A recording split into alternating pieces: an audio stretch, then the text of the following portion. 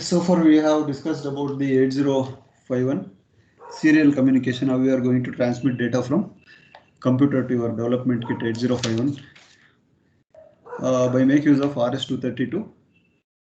One series with respect to RS-232 DB25 pin connector we have discussed, and with respect to RS-232 9 pin 9D, DB9 where we have discussed how exactly we are going to transmit data and what exactly the working of each pins we have discussed.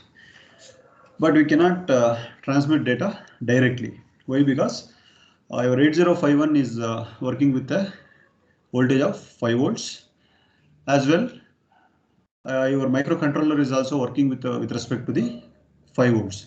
So that we are going to convert a voltage level. That is, we are going to call it as in technically TTL logic. Okay, here RS32, RS232 connectors, we are stated with that it is not a standard of TTL compatible. Therefore, we are going to require line driver. Line driver means it will be going to convert. It will be going to convert voltage.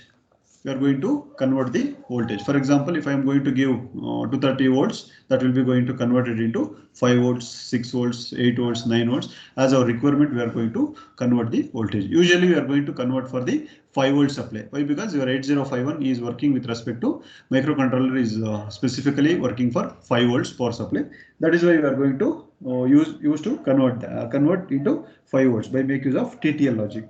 TTL logic means we are going to convert voltage from one source, one type of voltage to another type of voltage. Means if it is step down voltage, we are going to convert. That is, if I am going to give 24 volts or 230 volts, I am going to step down. I am going to convert that voltage back into a 5 volt source. Okay, is here exactly we are going to use some IC, we can call it as a MAX 233 IC we are going to use. Here two different ICs we have, MAX 232 as well as MAX 233 we have. I will tell you what is the difference between those two ICs. With respect to that, we'll discuss some basic introduction for your RS-232 and why we need to use RS-232. It's a conversion, voltage converter. We can call it as a RS-232 to TTL logic. We are going to convert, and it is vice versa. And we are going to interface of 8051 with RS-232 connector via MAX 232 chip. We are going to use. And receiving and transmitting pins in the 8051 we are going to use to connect these voltage connected pins we are going to connect. In 8051 we have two pins that are usually specifically we are going to call it as a transferring and receiving the data serially. So serial data transmitting and receiving, we are going to use two pins in 8051. Okay, these two pins are called, we can call it as a transmitting data and receiving data. It will be used in the port 3, okay, port 3.0 and port 3.1. The pin numbers will be pin number 10 and pin number 11. Pin number 11 of 8051 will be port 3.1.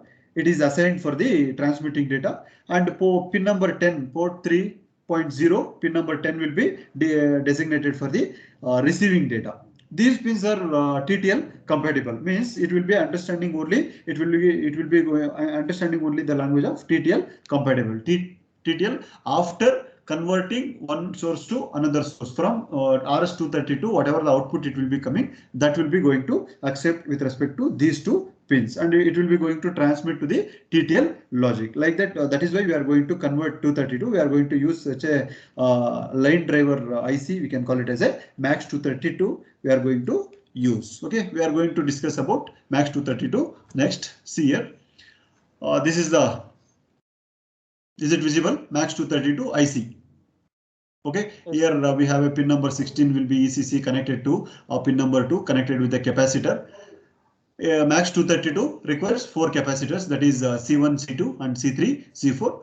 No need to discuss about these capacitors, how exactly it will be going to work, and no need of understanding these things. Just we are going to understand how we are going to take we are going to give input and we are going to take a output. Okay, here we have two different types, that is receiving one and R1 in, R1 out, and R2 in, R2 out. Two levels of receiving data, two levels of transmitting data we are going to use. This is the overall MAX 232 two set of line drivers, that is two set of receiving line drivers and two set of transmitting line drivers we have. And here we have a pin number 15 is make it as a ground, and here in the left side it will be TTL side, and this will be RS232 side. Okay, this side right side pins are connected to RS232 socket, and in the left side what we are going to take a pin that will be connected to your 8051. Okay, please understand. See here, this is the overall picture. 8051 and MAX 232 and DB9. Here, structure of MAX 232. How exactly we are going to convert? Okay, that we can discuss now. Here, since MAX 232 is not compatible with the today's microprocessor and microcontroller, we are going to convert. We are going to use a line driver, which can call it as a voltage converter. We are going to convert the RS232 signal to TTL voltage level. Here in the right side, RS232 signal. In the cable, we are going to give some signal. Okay, this is your computer. From computer to 8051 to MAX 232, MAX 232 to RS232. This will be connected to full. 1 minute. Okay, this DB9 connector is connected to computer. Whatever the data we are going to transmit through the computer, that will be coming over your DB9 connector. After DB9 connector, that will be going to convert TTL logic, means it will be converted into 5 volts equivalent supply to convert by make use of MAX 232, and then it will be going to give it to the 8051 pins. This is your 8051 development kit. In the left side, what I am going to use 8051. This is your development kit. Right side will be DB9 connector. This connector is connected to the computer serial communication port. It will be going to convert. The socket will be like this. Ellanotranu computer idya? Yes, sir. Have you observed this? Yes, it sir. is there, this socket in your computer. Either it may be in PC or it may be in laptop also. Laptop ಅಲ್ಲಿ ಏನಾದರೂ ಇದಿಲ್ಲ ಅಂದ್ರೆ ಒಂದು connector use ಮಾಡ್ತೀವಿ. ನೋಡಿದಿರಾ, ನಾವು ಯಾವಾಗಲೂ ಒಂದು block ಕಲರ್ದು ವೈಟ್ ಕಲರ್ ಕನೆಕ್ಟರ್ ತರ್ತೀವಿ ಕ್ಲಾಸ್ಗೆ. Yes, sir. ಲ್ಯಾಪ್ಟಾಪ್ ಯೂಸ್ ಮಾಡಬೇಕಾದ್ರೆ ಪ್ರೊಜೆಕ್ಟರ್ಗೆ. Yes, sir. That is your RS232 DB 9 pin connector. Okay, now see here, RS232 is not compatible with today's microprocessor and microcontroller. We are going to convert the voltage to convert RS232 signal to the TTL voltage level, and it will be accept to the 8051 transmitting and receiving pins. We are going to take it as an example with respect to MAX 232 from it will be from the company Maxim Corporation. They are developed this chip that we can call it as a MAX 232 pins, and it will be going to convert from RS232 voltage level to the TTL voltage level. It will be going to convert, or vice versa. If I am going to convert RS232 voltage to TTL voltage and TTL voltage to RS232 voltage. Why? Because here we have both receiving and transmitting. Here in this MAX 232 we have both receiving and transferring and receiving, so that it needs to work with respect to the vice versa. It needs to convert RS232 TTL and TTL to RS232. It will be going to with respect to vice versa. And one advantage we are going to use MAX 232 chip is it will be used as a 5 volts power supply. It will be going to use only 5 volts power supply. Is the same as source voltage of your 8051. Here, if I am going to use this MAX 232, it requires only 5 volts of power supply, and this 8051 is also requires only 5 volts of power supply. That is the advantage. If it is 8051 is 5 volts, if it is MAX 232 is requiring 12 volts, we should have connect to adapter. Here we can use only one adapter, and by make use of one adapter, we are going to make two connections. We can give supply 5 volts same supply to the both the IC, either 8051 as well as a MAX 232. That is the one of the advantage we are going to use MAX 232 IC. Okay, no need for the dual power supply. Why? Because both the chips will be having same voltage. And with respect to the MAX 232, it has a two sets of line drivers. What are those two sets of line drivers? That is transferring and receiving data. Here we have a two sets of line drivers, that is T1 R1, T2 R2. Two transferring data lines we have and 2 receiving data lines we have. Okay, see, observe in this figure. Here the line drivers used for the transmitting data are called T1 and T2. Okay, the line drivers used for the transmitting data, we can call it as a T1 and T2. While we are going to use line drivers for the receiving data, we are going to designate it, call it as a R1 and R2. R1 and R2, it is called it as a receiving data. Receiving data. In many applications, we are going to use only one at a time. One at a time we are going to use. Either it may be T1 R1 or it may be T2 R2. We are going to use one at a time. We are not going to use both. T1, T2, R1, R2, we are not going to use both. As of today, we are going to use only T1, R1. Okay, and T2, R2 will be, it is for advanced technologies. They have kept like that only. We are going to use T1 and R1. What we are going to use in the part B 8051 microcontroller lab, what we are going to use interfacing experiments, there also we are going to use these pins only. Pin numbers you have to mention in the program. We are going to use these two only, 14 and 13 and 11 and 12. Okay, this 14 and 13 will be connected in the DB9 RS-232 and 11 and 12 will be connected to the 8051. See here, 11 and 12 will be connected to, 11 is connected to 11 of 8051 and 12 is connected to 10 of your 8051. Why? Because this is port 3.1 transmitting data and this will be receiving data. See here, 13 will be, here 12 will be R1 out, receiving out and receiving in, transmitting out. See the direction of this drivers, directions of these drivers. Okay, here for example we are going to use T1 and R1. Okay, take an example for T1 and R1. If I am going to use T1 or use it together for transmitting data and receiving data of your 8051, the second set will be left unsigned, unused. Okay, second one will be not, we are not going to use this second one. Okay, we are going to use max 232, that will be T1 line driver has designated for the T1 in and T1 out. T1 will be used as a T1 in and T1 out. Okay, on pin number 11 and 14, pin number 11 and 14. Pin number 11 will be T1 in and pin number 14 will be T1 out respectively. If I'm going to use T1 in pin in the TTL side, T1 pin will be used in the TTL side and is connected to the transmitting of the microcontroller. Okay, this T1 in will be connected to the transmitting side of your 8051. Are you observing cursor? Are you observing the cursor? Yes, sir.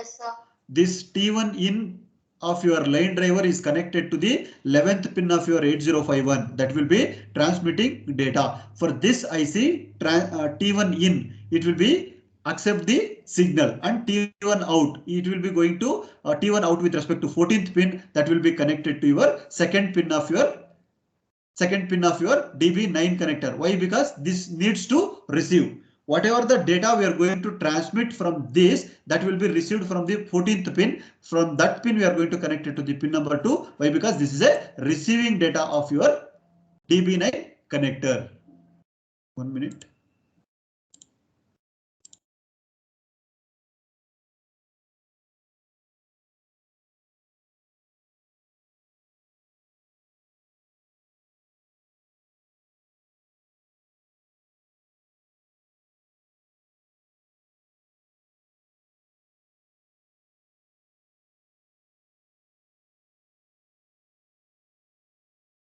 Why only 27 members are present? So many people, teams not working, it seems. Not many people. I will. Okay, 27 plus here of 1, 2, 3, 4, 5, 6, 7, 8, 9, 10, 11, 12, 13, 21 members. No, 21 plus 27, 48 members. Okay. Okay, this is about your transmitting pin. Are you understanding? Any doubts? No, sir. Okay. Then it will be connected to the transmitting data of your microcontroller. While T1 out is the RS-232 side, that we are going to connect it to the receiving data pin of your RS-232 connector. That is your pin number 2 is connected to the 14th pin of the MAX232. Then coming to the receiving data. The R1 line here, in the R1 line where it is R1 second one, for pin number 13 and pin number 12. Okay, this is R1 in. It will be going to accept the data from your RS-232 of pin number 3. Why? Because we are going to transmit by make use of RS-232 pin number 3. It will be transmitting the data that will be going to accept with respect to pin number 13 of TTL. Again, it will be going to convert that, and R1 out will be 12. Pin number 12 will be connected to the 8051 of your pin number 10. Port 3.0 receiving. It will be going to receive the data from MAX 232. Like that, it will be going to work. As of now, only transmitting one and receiving one will be going to use. Transmitting data, receiving data of one we are going to use. If you want to transmit a multiple data, we are going to use in the future of R2 and T2. Okay, that is about your MAX 232. MAX 232. Then the major difference between your RS-232 and RS-233, in RS-233, we don't have these capacitors. Okay, we don't have these capacitors. It is also some from same company, Maxim, the Max 232, it will be performs the same operation which I have discussed in the Max 232, the same operation, but it will be going to eliminate the need for capacitors. Okay, the Max 233 chip is much more expensive than your Max 232. It will be more expensive. That is why preferably we are going for Max 232. That is the main advantage of using Max 232 line driver or voltage converter. It's a very important topic. 5 marks or 6 marks they are going to ask in the exam. Write a short note on Max 232. You have to write this first. You have to write this one. Then how exactly it will be going to connect with 8051 and DB 9-pin connector of RS-232. You have to write this figure and this figure. This table you have to mention.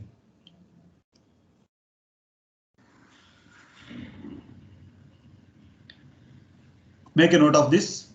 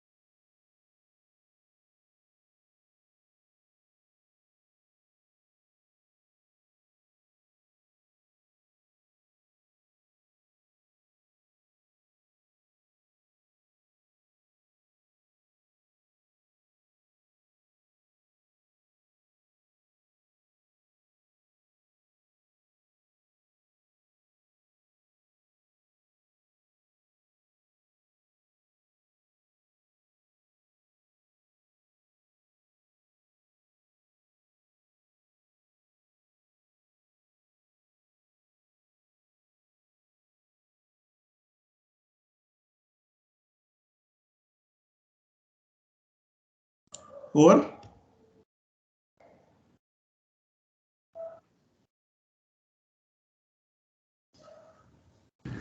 2 minutes, sir.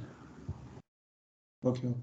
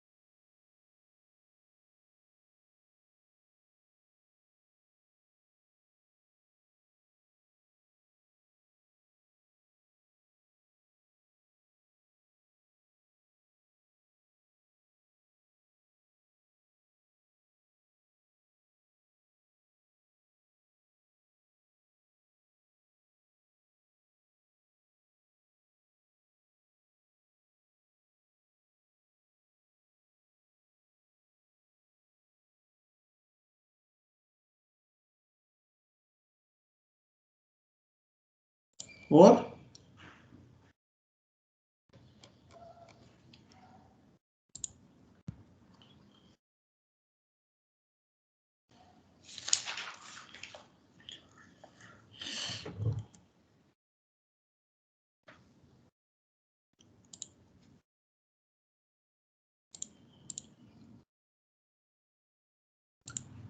okay. Shall we move to next one?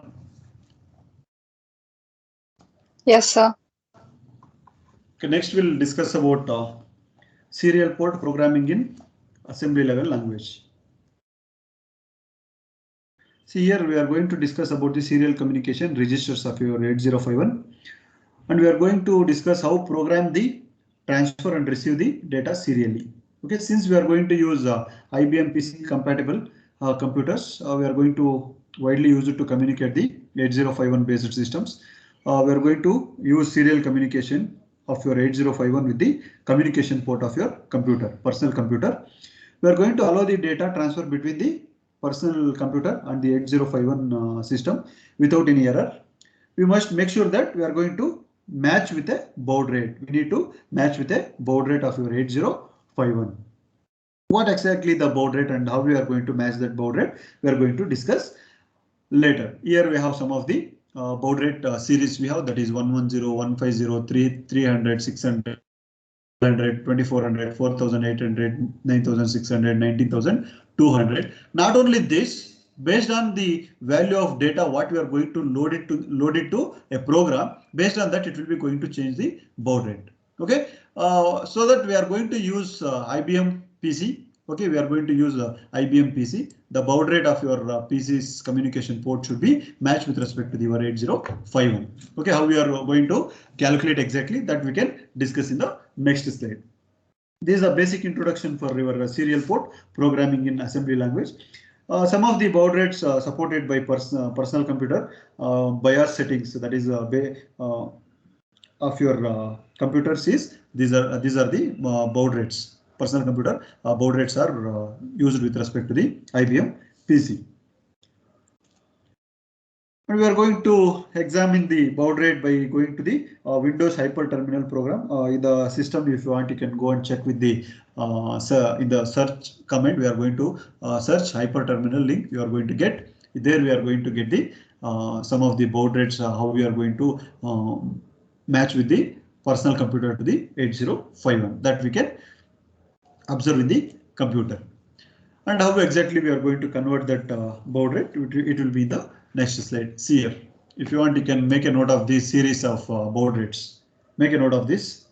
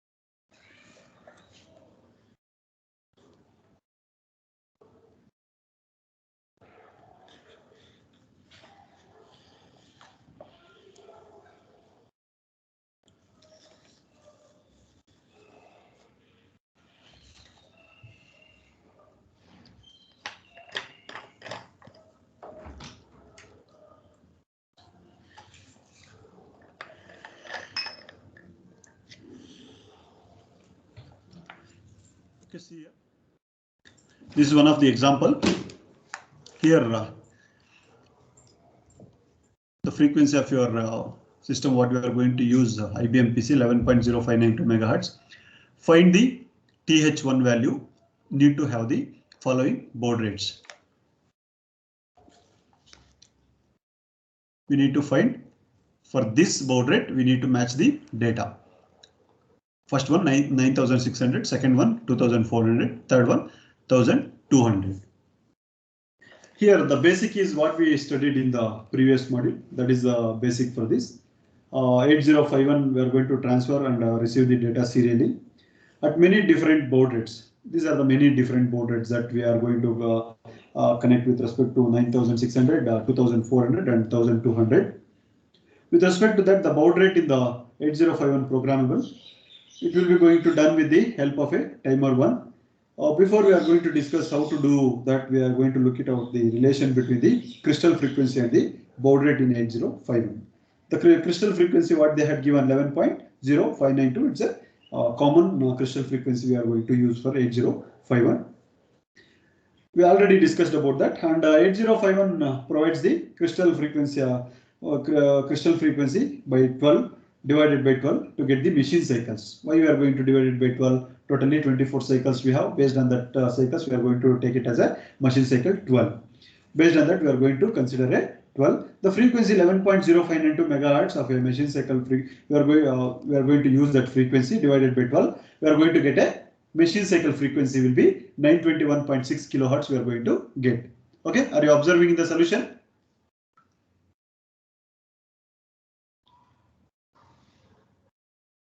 And for the 8051 serial communication UART circuitry, we are going to divide the machine cycle frequency of 921.6 kilohertz by 32. We are going to divide it by this 921.6 kilohertz divided by 32. Why it is 32? Any idea?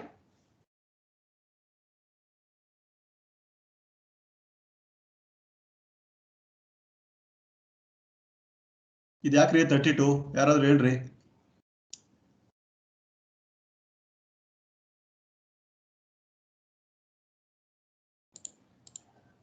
ಕೇಳಿಸ್ತಾ ಇದೆಯಾ ಇಲ್ವಾ?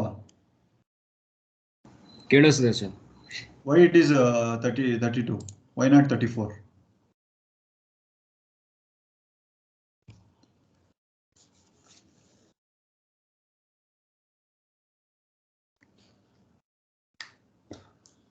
ಗೊತ್ತಿಲ್ವಾ? ಇಲ್ಲ sir. ಗೊತ್ತಾ? ಗೊತ್ತಿಲ್ಲ sir. ನಾಳೆ ಹೇಳ್ತೀರಾ? Yes sir. Okay. Tomorrow you have to tell why we are going to divide it by 32. Okay, if I'm going to divide it by 32, you will get a 28,800 hertz. You are going to get the frequency by UART, Universal Asynchronous Receiver Transmitter, to the timer 1. Okay, to set the baud rate. Now I'm going to get this frequency. This is my frequency of your UART for the timer 1. Now if I'm going to divide 28,800, if I'm going to divide it by 3, I'm going to get a 9,600. Okay, this is the data I'm going to load into the TH1. Okay, for the timer and counter, what we are discussed in the last module. For that, we are going to load this data. By make use of this, we are going to find the baud rate. Okay, now here 28,800, I need to get 2,400 baud rate. If I'm going to divide it by 12, then I'm going to get a 2,400. Equivalent of 12 exa F4 I'm going to load with respect to the TH1. 3 will be equivalent of FD. FD means why it is FD? It will be -3. -3 will be hexadecimal value will be FD, -12, -24. These are in terms of negative. If you want, you can take 1's complement and 2's complement. You can convert it back into hexadecimal. No need. If I am going to take -3 in decimal, if I am going to convert that into hexadecimal, you will get some FF. Last FD you are going to get. Last two digits you have to take. Or else you can follow what I have discussed in the previous classes. By make use of 1's and 2's complement also, we can find the hexadecimal value, equivalent of value we can find.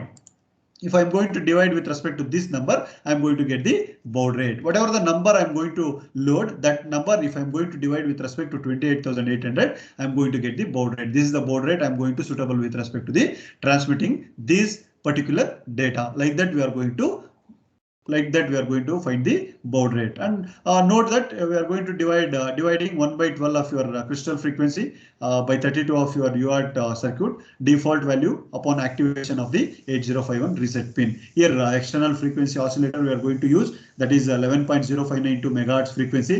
I am going to divide with respect to 12. Why? Because I have a 12 machine cycles. Based on that, I am going to divide it by 12. And machine cycle frequency will be 921.6 kilohertz. That will be divided by 32 by UART. It will be 28,800 you are going to get.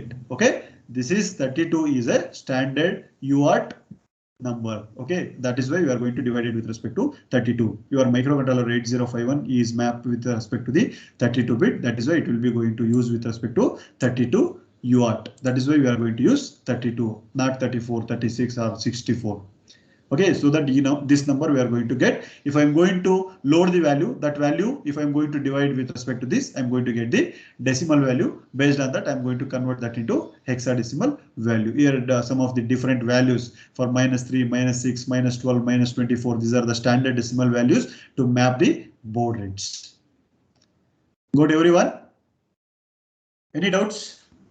No sir. Please make a note of this. These are very basic. If you know how to convert baud rates, then easily we can write the programs.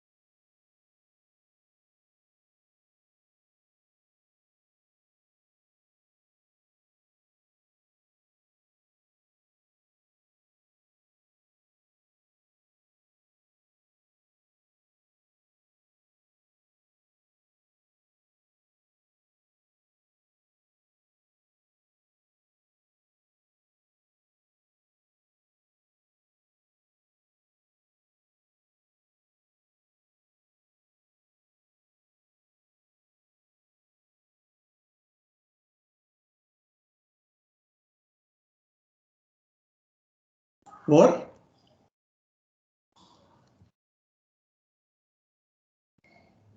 Yes, sir. next we'll discuss about serial buffer. Yes, buffer register. Serial buffer is an 8-bit register. It will be used for serial communication in the 8051. For a byte of data, we are going to be transferred via transmitting data line. It will be placed in the S buffer register. Similarly, S buffer holds the byte of a data. When it will be received by the 8051 received data lines, S buffer can be accessed like any other register, like accumulator. What we are going to moving data from one place to another place, like that it will be going to store some of the data. We can look at the example here. Move sbuff comma hash d. What exactly that d load sbuff is equal to 44h. Why? Because ASCII, this is a ASCII equivalent of d. Okay, if I'm going to take ASCII equivalent of a will be 41. If it is d, ASCII number d, if I'm going to transmit, that will be equivalent of 44 hexadecimal value. This is not a d, will be not a hexadecimal value. If it is dh, it will be represented with respect to dh, then it is a hexadecimal value. If it is only alphabet, it will be ASCII value. We need to find the ASCII equivalent of hexadecimal value. ASCII for d will be 44h. That now we are going to store a 44h data will be in the S buffer, serial buffer. Now move S buffer comma a. S buffer comma a, copy accumulator into the S buffer. Whatever the data in the accumulator, that I am going to store in the S buffer, and I am going to move a comma S buff. Again, I am going to copy S buff into the accumulator. This is just example how we are going to use S buff. This is one of the example. I am going to load D to the S buff. I'm not going to load D into the SBUF. Indirectly, I'm going to load the 44H value. Why? Because this is a ASCII value. ASCII equivalent of this value, equivalent of hexadecimal will be 44H. That will be stored in the S buffer. And one more example, SBUF comma A. Whatever the data in the accumulator, in the previous instruction of this will be, for example, move A comma 40H. Accumulator will be stored with a 40H. 40 will be stored in the accumulator. That 40 will be. Next, one more example, move A comma S buff. Previously, what is there in the data in the S buffer, that will be moving to your accumulator. These are the some different examples what we are going to use for the S buff. Okay. Any doubts? No, sir. Okay, make a note of this. In the next class, we'll discuss about serial control register, SCON register, what we studied in PCON. Sorry, SCON, we are going to discuss.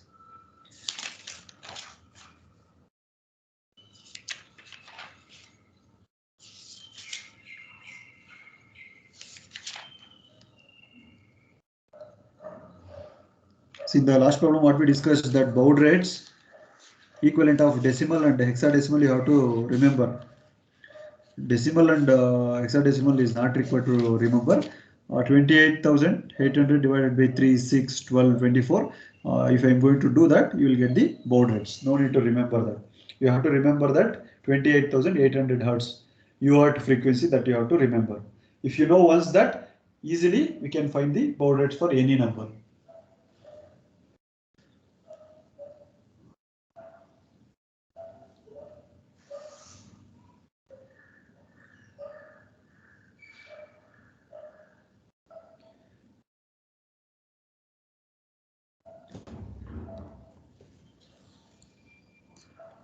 Okay, those who are finished, you can exit. We'll continue in the next class.